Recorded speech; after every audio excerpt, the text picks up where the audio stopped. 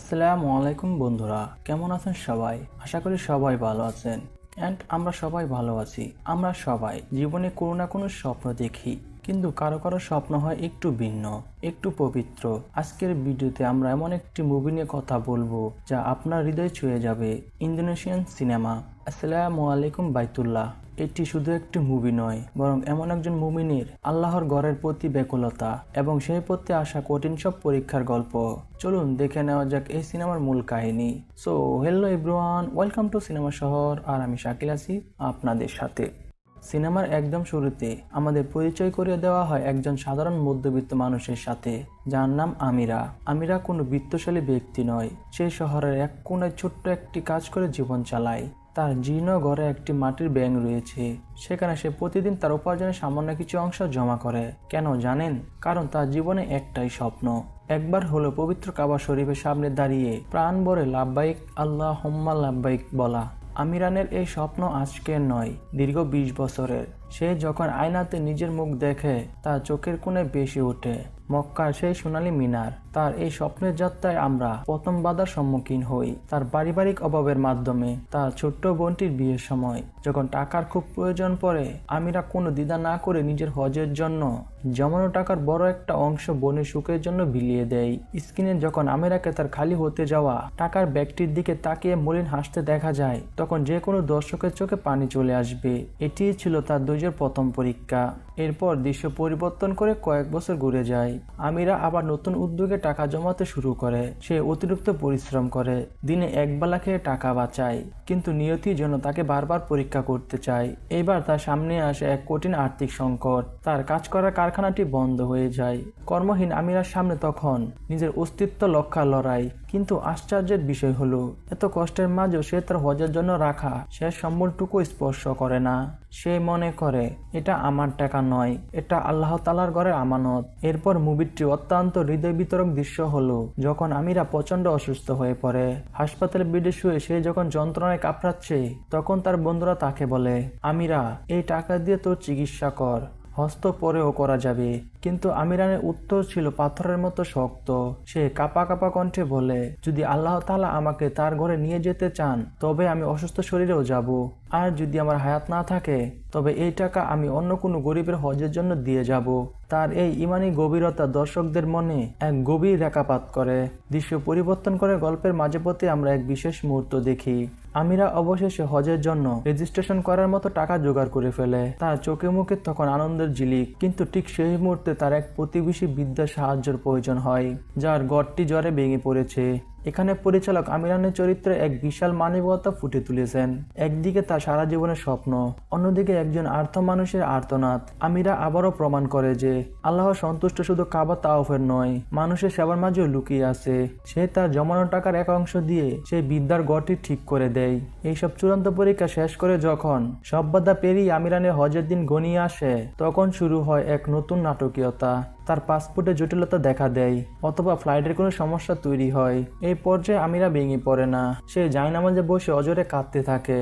তার এই কান্না কোনো অভিযোগের নয়, বরং আত্মসমর্পণের। সে বুঝতে পারে হজে যাওয়া মানে শুধু টাকা থাকা নয়, এটি হলো এক পরম আল্লাহর ডাক। মুভিটির সবচেয়ে শক্তিশালী এবং ইমোশনাল দিকটি এখানেই। যখনই মনে হয় আমিরানের সব আশা শেষ, ঠিক তখনই অলৌকিকভাবে তার জন্য পথ খুলে যায়। দর্শক হিসেবে আপনি যখন দেখবেন আমিরা অবশেষে ইহরাম বেঁধে এয়ারপোর্টের দিকে যাচ্ছে, তখন আপনার মনে হবে এটি শুধু আমিরানের জয় নয়, এটি হলো ধৈর্য আর বিশ্বাসের জয়। আমিরানের এই সংগ্রাম আমাদেরকে শিখিয়ে দেয় যে স্বপ্ন পূরণে দেরি হতে পারে, কিন্তু নিয়ত যদি পরিষ্কার থাকে, তবে আল্লাহ তাআলা কোনো না কোনো ভাবে পথ বের করে দেন। তার এই তিল তিল করে জমানো টাকা আর বারবার ফিরে আসার গল্পটি আমাদেরকে মনে করে দেয় যে আল্লাহর ডাক না এলে কেউ আল্লাহর ঘরে যেতে পারবে না। আমিরানের প্রতিটি দীর্ঘশ্বাস আর প্রতিটি প্রার্থনার দৃশ্য আপনাকে ভাবাবে, কাঁদাবে এবং নতুন করে স্বপ্ন দেখাতে শিখাবে। মুভিটির এই পর্যায়ে আমরা এমন কিছু দৃশ্যের মুখোমুখি হই যা শুধু সিনেমাগ্রাফি নয়, বরং আত্মার ক্ষোভ পূরক হিসেবে কাজ করবে। আসসালামু আলাইকুম বাইতুল্লাহ। সিনেমার সবচেয়ে শক্তিশালী দিক হলো এর দৃশ্যপট নির্মাণ। যখন আমাদের প্রধান চরিত্র আমিরা সমস্ত বাধা পেরিয়ে অবশেষে জেদ্দা এয়ারপোর্টে নামে, তখন তার চেহারায় যে প্রশান্তি এবং ভয়ের মিশ্রণ দেখা যায় তা ভাষায় প্রকাশ করা কঠিন। সে জানে সে এখন সেই ভূমিতে পা রেখেছেন যেখানে সৃষ্টিকর্তা সেরা মানুষটি হেঁটে বেরিয়েছেন।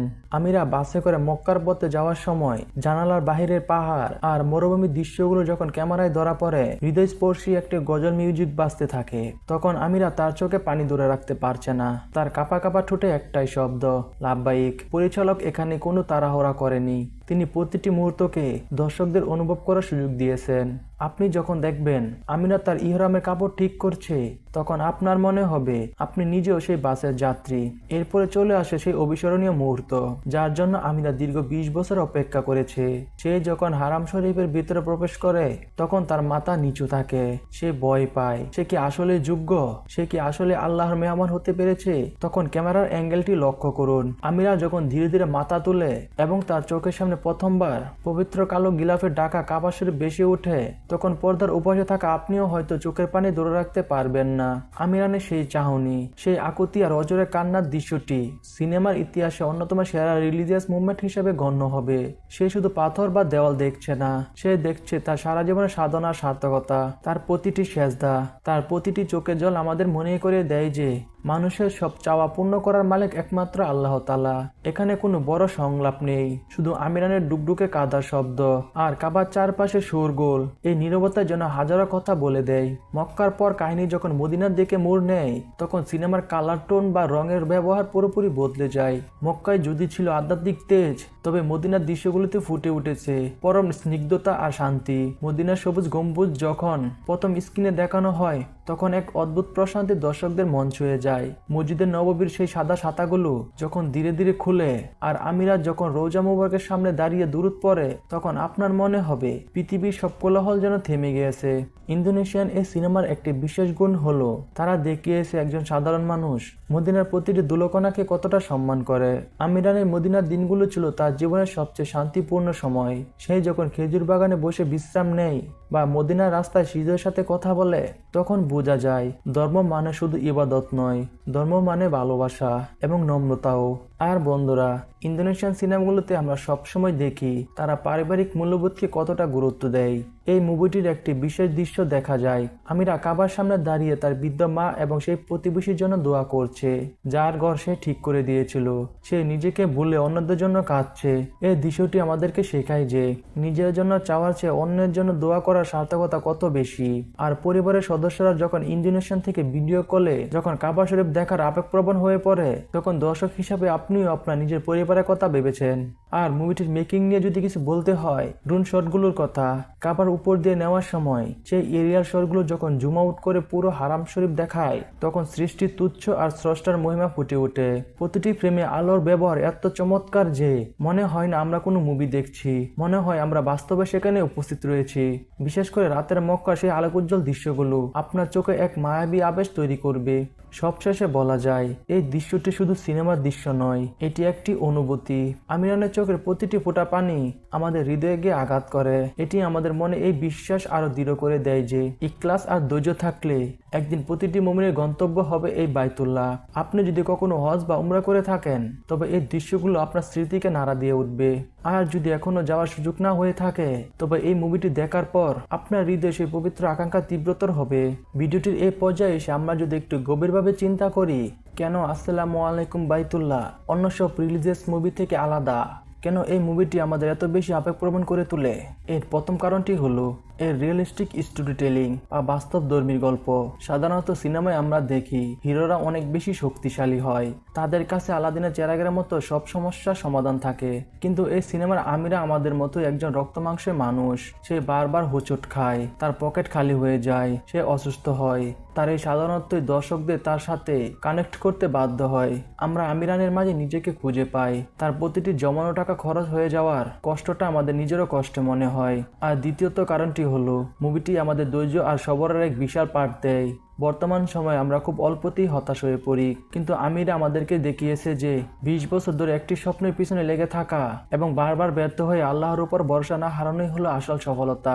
পরিচালক এখানে খুব সূক্ষ্মভাবে দেখিয়েছেন যে আমরা অনেক সময় ভাবি আমাদের কাছে টাকা থাকলেই আমরা হজে যেতে পারবো, কিন্তু এই সিনেমাটি আমাদের চোখে আঙুল দিয়ে দেখিয়ে দেয় যে রিজিক এবং আল্লাহ তাআলার ডাক না আসা পর্যন্ত কারো পক্ষে সেই পবিত্র ভূমিতে পা রাখা সম্ভব নয়। এই মুভিটির আরেকটি বিশেষ দিক হলো ইন্দোনেশিয়ান মুসলিম সংস্কৃতির সৌন্দর্য। তারা যেভাবে বড়দেরকে সম্মান করে, যেভাবে ছোট ছোট বিষয় ইনশাল্লাহ আলহামদুলিল্লাহ বলে শুকরিয়া আদায় করে, তা আমাদের দক্ষিণ এশিয়ার সংস্কৃতির সাথে অনেকটা মিলে যায়।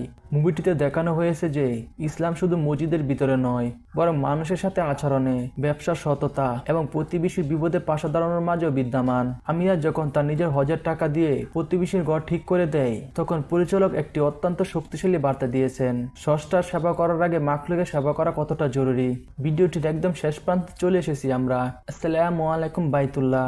সিনেমাটি শেষ হওয়ার পর আপনার মনে হবে আপনি নিজেও যেন আমিরানের সাথে সেই আধ্যাত্মিক সফরটি শেষ করে ফিরলেন। আপনার হৃদয়ে এক ধরনের অদ্ভুত প্রশান্তি কাজ করবে এবং একই সাথে পবিত্র কাবা শরীফ দেখার তৃষ্ণা আরো বেড়ে যাবে। ব্যক্তিগতভাবে আমি বলবো, যারা কন্টেন্ট ক্রিয়েটর হিসাবে বা দর্শক হিসাবে জীবনে হতাশা আছেন, তারা এই মুভিটি একবার হলেও দেখুন। এটি আপনার দৃষ্টিভঙ্গি বদলে দেবে। এটি আপনাকে শেখাবে যে মানুষের পরিকল্পনা যেখানে শেষ হয়, মহান আল্লাহ তাআলার পরিকল্পনা সেখান থেকেই শুরু হয়, আর মুভিটি এখানেই শেষ হয়ে যায়। বন্ধুরা, আজকের এই মুভি এক্সপ্লেনেশনটি আপনাদের কাছে কেমন লাগলো?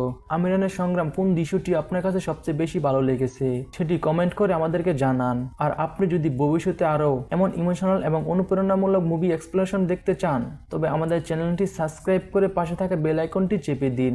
ভিডিওটি ভালো লাগলে লাইক দিতে ভুলবেন না এবং আপনার কাছের মানুষদের সাথে শেয়ার করুন, যাতে তারাও এই সুন্দর গল্পটির মাধ্যমে অনুপ্রাণিত হতে পারে।